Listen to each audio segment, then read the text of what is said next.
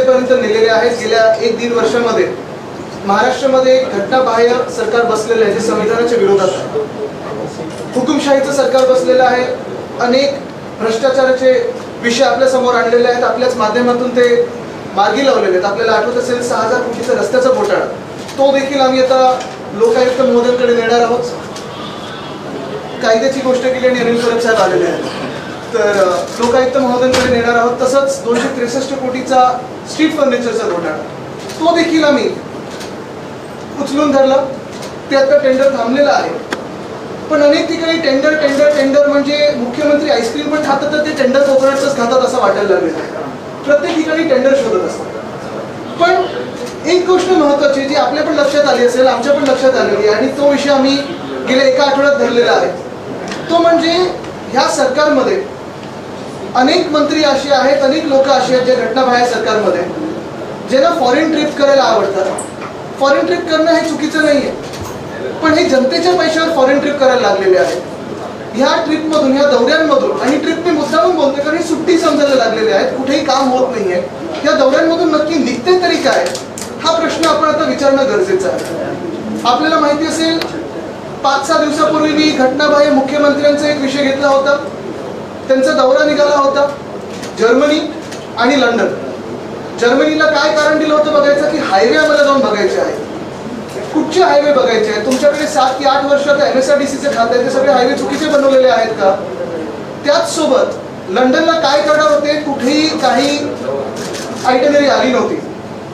आता मुद्दा हा आहे की जेव्हा मी प्रश्न विचारला की नक्की तुम्ही जर्मनीला जाऊन करणार तरी काय, लंडनला जाऊन करणार तरी काय, आपल्याला आठवत असेल जेव्हा मी COP26 ला गेलो नोव्हेंबरमध्ये 2020 की 21च्या, त्यावेळी आम्ही पूर्ण ती जी काही आयटनरी होती ती जनतेसमोर आणली होती। प्रत्येक दिवशी जे काही ज्या मीटिंग्स होत होत्या, ज्या काही बैठका होत होत्या, त्या आम्ही जनतेसमोर आणत होतो, आपल्याच माध्यमातून आणि ट्विटरच्या माध्यमातून। डॅव्हॉसमध्ये देखील गेलो, त्याचे आउटकम्स लोकांसमोर आहेत, पण आमची दिवसाची पूर्ण आयटनरी, कोणाकोणाला भेटलो, किती वाजता भेटलो, काय कसं चर्चा झाली, हे सगळं देखील आपल्या समोर आहे। मी सोशल मीडियावर टाकलेलं आहे। आता मुद्दा असा येतो की जेव्हा घटनाबाह्य मुख्यमंत्री ठरवतात की लंडनचा दौरा करायचा आहे, जर्मनीचा दौरा करायचा आहे, नक्की दौऱ्यावर जाऊन करणार तरी काय की जनतेचे पैसे उडवणार, हा जेव्हा आम्ही सवाल केला 30 मिनिटात मुख्यमंत्री कार्यालयातून आपल्या सर्वांना मेसेज आला की हा दौरा पोस्टपोन केलेला आहे। आता पोस्टपोन केलं म्हणजे काय, त्या मीटिंग्स काय ठरवल्या नाही आज नाही उद्या भेटायचं असं नाही, तो दौरा रद्द झालेला आहे। हे मान्य जरी करत नसतील तरी आम्ही जनतेचे पैसे वाचवलेले आहेत आणि दौरा हा रद्द केलेला आहे। माझ्या ट्विटनी असेल किंवा जनतेच्या प्रेशरनी असेल, आपल्या माध्यमातून असेल, पण हे डर अच्छा आहे। थोडं मागे थोडं शांत राहिलं तर बरं। तसंच ह्याच पर्वाकडे आपण पाहिलं असेल अध्यक्ष महोदय जे आता ट्रायब्युनलच्या भूमिकेत आहेत, त्यांचा एक दौरा निघत होता। त्यांचा दौरा देखील घानाला कॉमनवेल्थ पार्लमेंटरी कॉन्फरन्स ह्या ठिकाणी जाणार होते आणि नक्की प्रश्न हाच आम्ही सर्वांनी विचारला। मग मी असतील, संजय राऊत साहेब असतील, अनिल परब साहेब असतील, सुभाष देसाई साहेब असतील, आम्ही सगळ्यांनीच विचारला की हा जोक नाही आहे का, हा विनोद नाही आहे का की तुम्ही सांगता की आम्ही पार्लमेंटरी कॉन्फरन्सला जाऊन बोलणार आहोत आणि इथे जी पार्लमेंटरी डेमोक्रेसी आहे त्याची हत्या तुम्ही करत आहात। म्हणजे पेशंट टेबलवर आहे आणि तुम्ही चाललं तिथे कॉन्फरन्स करायला। मूळ मुद्दा हाच येतो की स्वतःच्या राज्यात तुम्ही लोकशाही मारत आहात, तुम्ही डिले करत आहात। Justice delayed is justice denied जे आपण बोलत असतो। आता अध्यक्ष नुसतं अध्यक्ष नाही, ट्रायब्युनलची भूमिकेत आहेत आणि तुम्ही अशा महत्त्वाच्या भूमिकेत असताना सुप्रीम कोर्टाने, सर्वोच्च न्यायालयाने हा निकाल मे मध्ये दिल्यानंतर 1 महिना, 2 महिने, 3 महिने, 4 महिने तुम्ही लांबणीवर ठेवता आणि अजूनही सांगता की अजून विषय पुढे जाईल। नक्की न्याय मिळणार आहे की नाही आपल्या देशात आणि आपल्या देशात लोकशाही आहे की नाही याचं उत्तर जगाला मिळायला लागलेलं आहे। पण देशाची बदनामी घानाला होऊ नये की एका राज्यातून असे येतात, एका देशातून असे येतात की जिथे महाराष्ट्रात त्यांनी लोकशाही मारली आणि इथे येऊन हे पार्लमेंटरी डेमोक्रेसीवर बोलतायत। ह्याच्यासाठी मी त्यांना काल पण विनंती केली होती की तुम्ही जाऊ नका, देशाची बदनामी करू नका। ह्याचा परिणाम हा झालेला आहे की बरोबर 2 दौरे ज्याला काही अजेंडा नव्हता असे हे 2 दौरे हे रद्द करण्यात आलेले आहेत। आता माझा इम्पॅक्ट बोला किंवा तुमचा इम्पॅक्ट असेल, काही असेल, पण जनतेचा दबाव ह्या घटनाबाह्य सरकारवर बसला आणि त्यांना हे 2 दौरे रद्द करायला लागले। आता 3रा दौरा हा खूप हास्यास्पद आहे। 3 तारखेपासून हा सुरू होत आहे। उद्योग मंत्री, सन्माननीय उद्योग मंत्री यांचा दौरा आहे। मला त्या दौऱ्याचा थोडा ब्युरो मिळाला, त्याचा मी तुम्हाला वाचून दाखवतो, मग तुम्ही ठरवा काय हा दौरा आणि कसा असेल। 3 तारखेला नाईट फ्लाईटनी जाणार आहेत युकेला.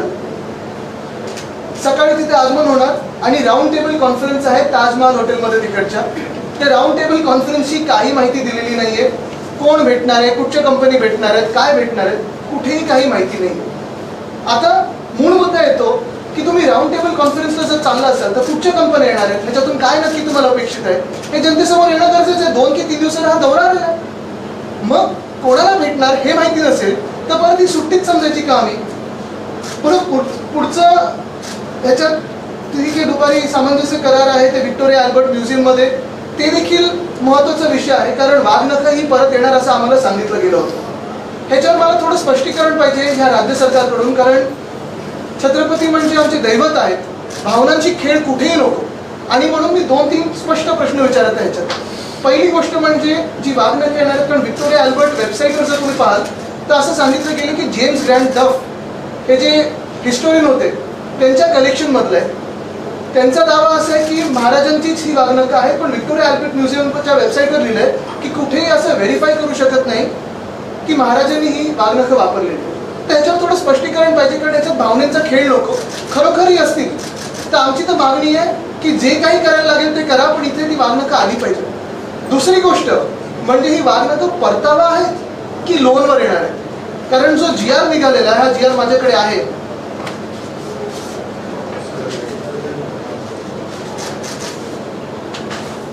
हा जो GR आहे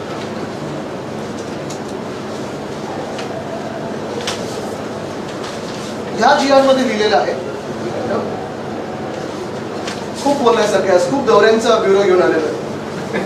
ह्या GR मध्ये लिहिलेलं आहे सादर वाघनखं जनमानसाच्या दर्शनाकरिता राज्यास 3 वर्षाकरिता पुसन तत्वावर देण्यास व्हिक्टोरिया अल्बर्ट म्युझियमनी मान्य केलेलं आहे. म्हणजे लोनवर आहे की परतावा आहे. जर परतावा असेल तर महाराजांचं मंदिर व्हावं आणि त्याच्यात ही वाघनखं ठेवली जावी.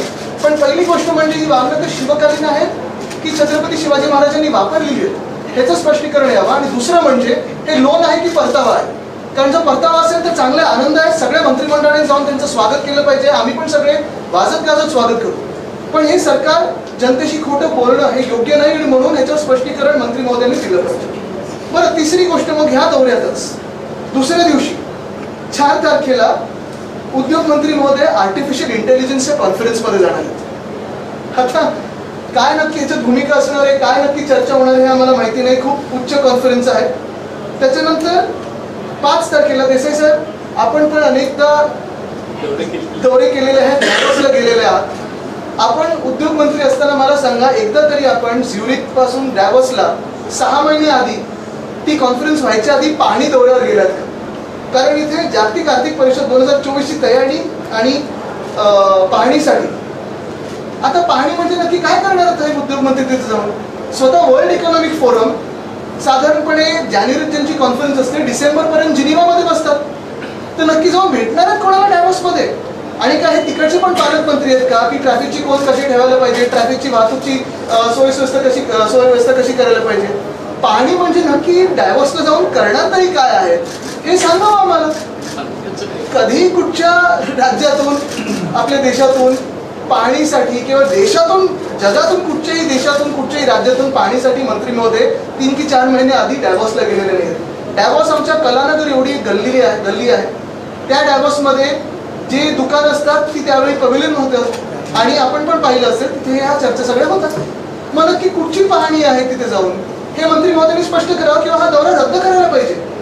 ज्या डॅवोसमध्ये जाऊन काही मंत्री महोदयांचं काम नाहीये, काही जबाबदारी नाहीये, तिथे उगीच दौरा करायचा, सुट्टी मारायची एक तिथे जाऊन. स्वित्झर्लंडला जायचंय म्हणून, बर्फ पाहून यायचं म्हणून आम्ही चाललोय जनतेच्या पैशावर जायचं तर स्वतःच्या पैशाने जा.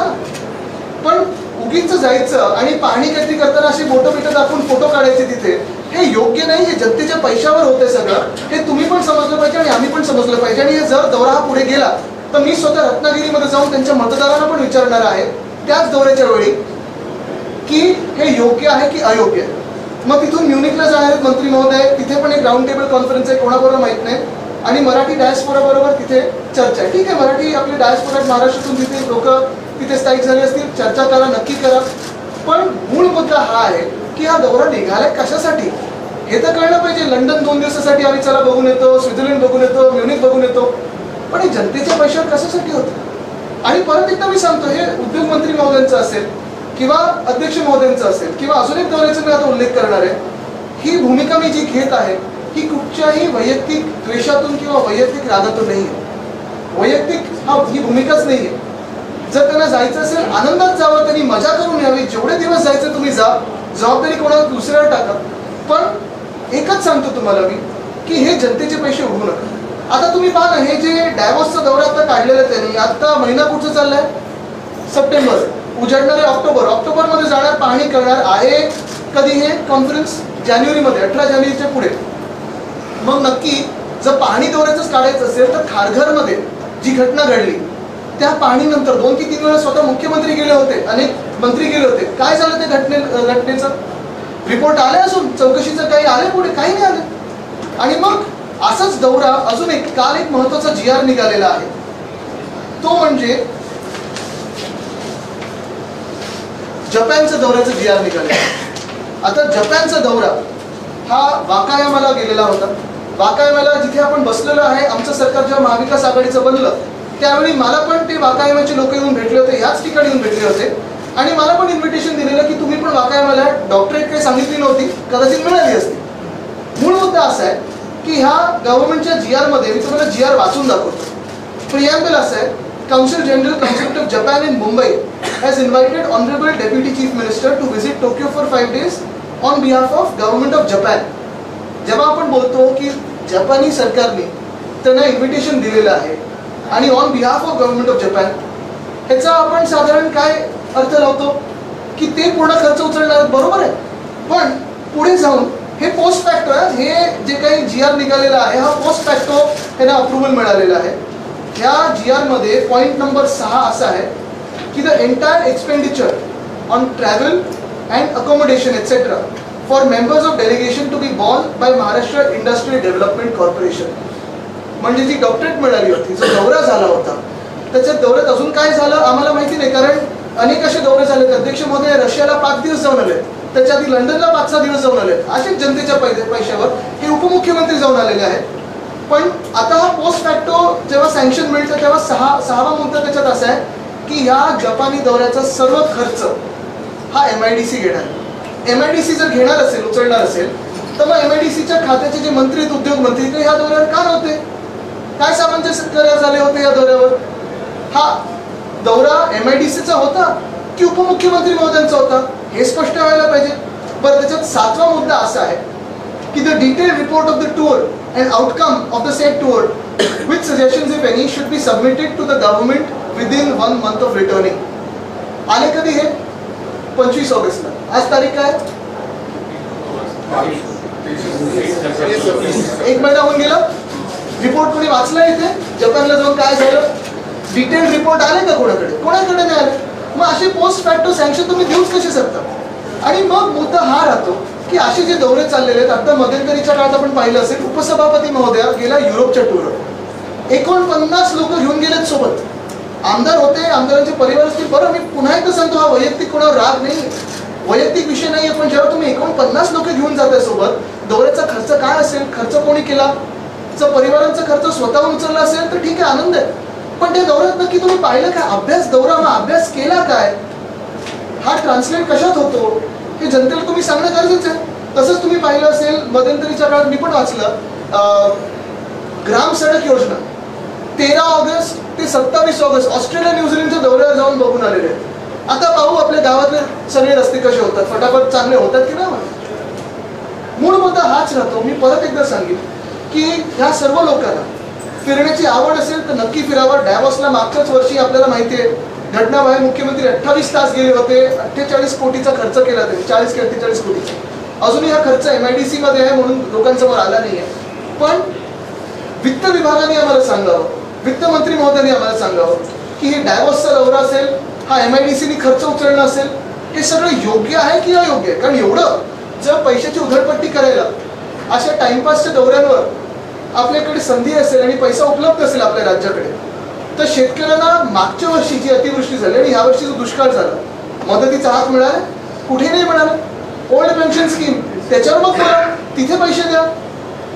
हे विषय महत्वाचे आहेत. आणि म्हणून आज आपण पाहत असाल बीएमसी मध्ये जे भ्रष्टाचार चालू आहे, एस्केलेशन प्रत्येक गोष्टीत होत चाललंय, त्याच्यावर आम्ही वेगळी भूमिका घेणार आहोतच. पण आज मुद्दा एवढाच आहे की एका बाजूला आपण बघतोय की जीएसटीचा परतावा अजून केंद्र सरकारकडून यायचा आहे.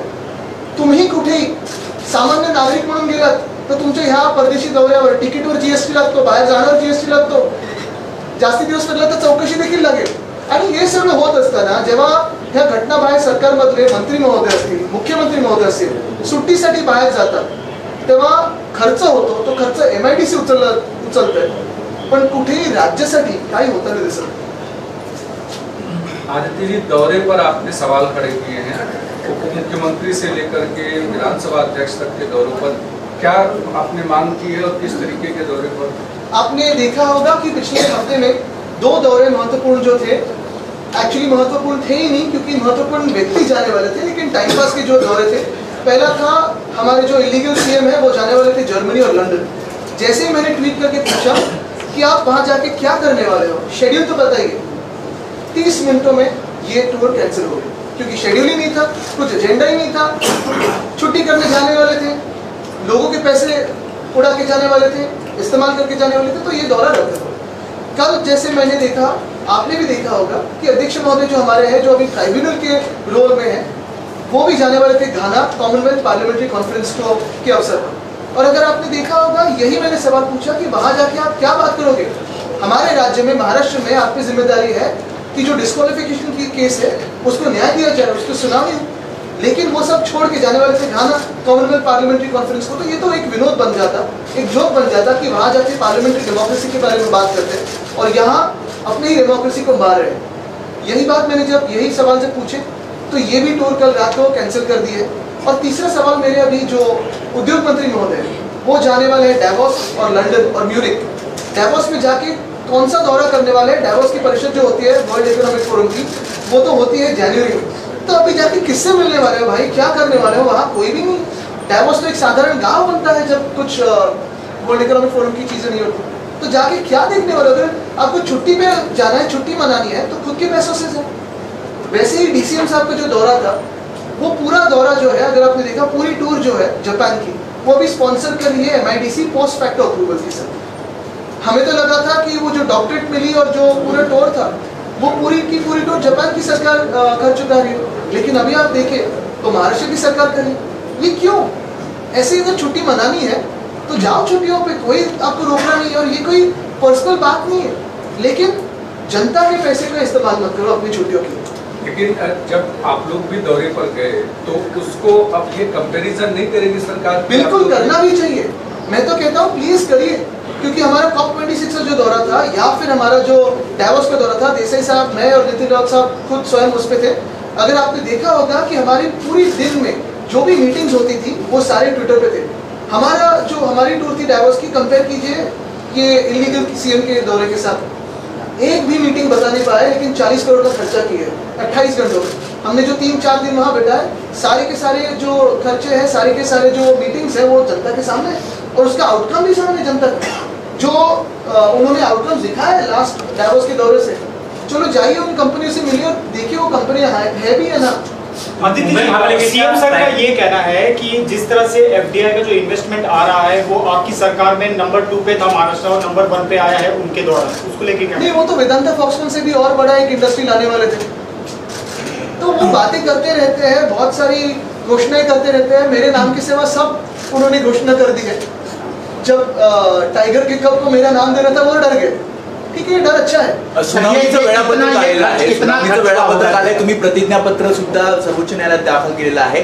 काय वाटतं, कशा प्रकारे बाजू मांडली जाईल आणि यामध्येच हा दौरा रद्द होतो? तुम्ही वारंवार ट्विट करत होतात, हे प्रश्न विचारत होतात. नक्कीच 2 ट्विट्स आणि 2 दौरे रद्द. आता तिसरा दौरा मी रत्नागिरीमध्ये जाऊन विचारणार आहे. जर हा दौरा रद्द झाला नाही तर डेवोसमध्ये नक्की जाऊन पाहणी दौरा काय करणार आणि मग खारघरचं काय झालं. जर पाहणीच करायची होती तर शेतकऱ्यांच्या बांधावर आता जे नुकसान झालं ते करायला पाहिजे होतं. त्यांनी हे पण कारण दिलं की मुख्यमंत्र्यांना अवकाळी पावसामुळे दौरा रद्द करायला लागला. अवकाळी पावसामुळे दौरा रद्द केलेला नाही, त्यांना शेतकऱ्यांची पडलेली नाहीये. त्यांना बॉलिवूडच्या लोकांबरोबर नाचायचं होतं, फोटोज काढायचे होते, त्यांच्या नातेवाईकांना फोटोज काढायचे होते आणि म्हणून फोन करून करून ऍक्टर्सना बोलवलं, या या या या या असं कधीही महाराष्ट्रात झालं नव्हतं. नागपूरमध्ये का नाही गेलेत मुख्यमंत्री? असं की असं पण होऊ शकतं की 2 उपमुख्यमंत्री काहीतरी करतील म्हणून त्यांचा दौरा रद्द होऊ शकतो, असं येऊ शकतं. मी सांगत नाही पूर्णपणे माझं श्रेय आहे, पण एक महत्त्वाचं आहे की आपण पाहत असाल गेले 1.5 वर्ष आम्ही वेगळ्या वेगळ्या लेवलला भांडत आलेलो आहोत, मग न्यायालयात पण भांडत आहोत. न्यायालयाने ऑर्डर दिली की रिझनेबल टाईममध्ये हा निकाल लावावा अध्यक्ष महोदयांनी. ते ट्रायब्युनलच्या तर भूमिकेत आहेत. आमचं स्पष्ट मत आहे की लवकरात लवकर आणि निपक्षपाती हा निकाल लागावा, कारण एका बाजूला आपण पाहतोय की महाराष्ट्रामध्ये 1.5 वर्ष एक घटनाबाह्य सरकार बसलेलं आहे, भ्रष्टाचारामध्ये मजा करत आहेत, क्राईम रेट्स वाढत आहेत, महिलांवर अत्याचार वाढत आहेत, शेतकरी आत्महत्या वाढत आहेत. आणि हे सगळं होत असताना एक सरकार असं बसलंय की जे फॉरेन ट्रिपमध्ये मस्त मग्न आहे. एस्केलेशन संदर्भात प्राइस एस्केलेशन संदर्भात सांगितलं, JMLR असू दे किंवा उन्नत इंदिरा दहीसर जो उन्नत मार्ग आहे त्याची प्राइस जी आहेत त्या दुप्पट किमतीनं वाढल्या गेलेल्या आहेत. त्याची यादी माझ्याकडे आलेली आहे, त्याच्यावर प्रेस कॉन्फरन्स घेऊ, पण कायदेशीर कारवाई करणार. पण मी तुम्हाला अजून एक सांगतो की हे सगळे जे दौरे असतील किंवा हे भ्रष्टाचार असतील किंवा एस्केलेशन असेल, यांचं सरकार लवकरच जाणार आहे, आमचं सरकार बसणार आहे. आणि हे सरकार आमचं बसल्यानंतर पुन्हा एकदा सखोल चौकशी करून जे कोणी दोषी असतील त्यांना जेलमध्ये टाकल्याशिवाय राहणार. आदित्यजी, मुख्यमंत्र्यांच्या विधानसभाच्या बाजूलाच मुलुंड आणि या मुलुंडमध्ये एका मराठी स्त्रीला जे ते घर दिलं जात नाही कारण ती मराठी म्हणून कसं बघतात? मला वाटतं त्याच्यावर मी भूमिका पर्व मांडलेली आहे. आणि ह्या सगळ्या घटना हेच सरकार आलं तर का व्हायला लागलो? धाक नाही या सरकारचा. तुम्ही बघा, आता देसाई साहेब त्यावेळी मराठी भाषेचे मंत्री होते, पाट्या मराठी करा आदेश होता, आता सुप्रीम कोर्टमध्ये जिंकलो. शाळेत मराठी आम्ही कंपल्सरी केलेलं 10वी पर्यंत, ह्या सरकारने मागे घेतलं ते. दसरा मेळाव्यामध्ये पुन्हा एकदा आपणही पत्र दिले, त्या गटाकडनं सुद्धा पत्र देण्यात आले, त्यामुळे पुन्हा एकदा पेच निर्माण होऊ शकतो. कारण मुंबई महापालिकेचं असं म्हणणं आहे की आम्ही विधी विभागाचा या संदर्भात अभिप्राय घेतो आणि त्यानंतर निर्णय. नाही, महापालिकेला त्यांचं ते करत असतात. मागच्या वेळी पण पाहिलं असेल. मला वाटतं त्या विषयात आता मी जाणार नाही. महत्त्वाचा विषय आजचा आहे जो फॉरेन ट्रिपचा आहे, कारण हा विषय हा तुमच्या आमच्या टॅक्स पेअरच्या पैशाचा आहे. आणि हे जाऊन जशी तिथे मजा करून येतात. मी परत एकदा सांगतो, सुट्टीवर जायचं आनंदात जा. काही लोकांना सुट्टीची गरज पण आहे, जसे निर्णय घेत आहेत त्यांनी घ्यावं. पण मी वित्त विभागाला विनंती करतोय की ह्याच्यावर त्यांनी भूमिका स्पष्ट करावी. आणि जर काही लोकांना आवड असेल की डॅवॉसला जायचं, लंडनला जायचंय, तर मंत्रिमंडळाचा भाग सोडून त्यांनी तिकडचे अँबॅसेडर बनावे. काय झालं, आमच्याकडून फोन येत असताना काही लोकांना त्यांनी सांगितलेलं आम्ही तुम्हाला गव्हर्नर बनवू. ते तर आता काही होत नाहीये. मग अँबॅसेडर तरी बनवा, म्हणजे बाहेर सुट्टीला मोका मिळेल.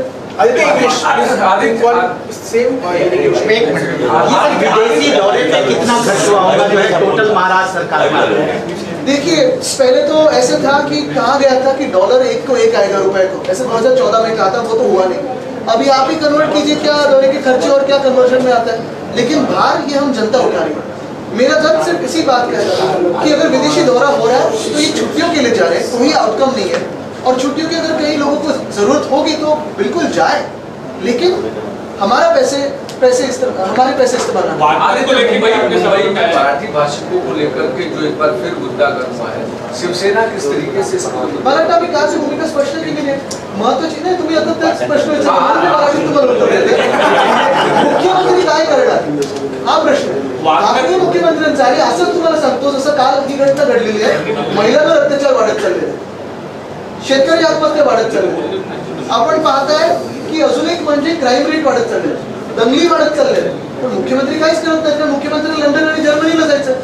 का मुद्दा आपने उपस्थित किया है कि जो क्रेडिबिलिटी है उस पर एक क्वेरी है कि क्या वो सच में छत्रपति के वाहन है या नहीं, है गवर्नमेंट ने. छत्रपति शिवाजी महाराज हमारे लिए दैवत है, भगवान है. और अगर उनके नाम पे कोई भी यहाँ कुछ करने जाता है, मेरा यही स्पष्ट मेरी भूमिका रहेगी कि जो बात हो सच बात हो, स्पष्ट बात हो. अगर ये जो वागनाक है सही में उनके होंगे, क्योंकि अगर आप देखें तो विक्टोरिया अल्बर्ट म्यूजियम पे जो वेबसाइट है उसमें कहा गया है, स्पष्ट रूप से कहा गया कि जेम्स ग्रैंड डफ के कलेक्शंस है, उनका क्लेम है कि छत्रपति के है, लेकिन ये वेरीफाई हो नहीं सकता. मेरा मानना ये है कि चलो है भी तो वो यहाँ लाया जाए, लेकिन ये रिटर्न के बेसिस पे लाया जाए और यहाँ उनका मंदिर हो. यही मेरी भूमिका रहेगी. ऐसे ना हो कि सरकार कह रही है कि हम वापस ला रहे हैं लेकिन ये लोन पे, तो यही बात स्पष्ट है. आदित्य, शिरडी का साईं बाबा संस्थान जो है वो पूरे देश में अलग अलग जगहों पे मंदिर खोलना चाह रहा है, जैसे फ्रेंचाइजी की तरह से, और गली और नुक्कड़ में भी अगर कोई चाहता है तो उसे 50 लाख रुपए हो देंगे.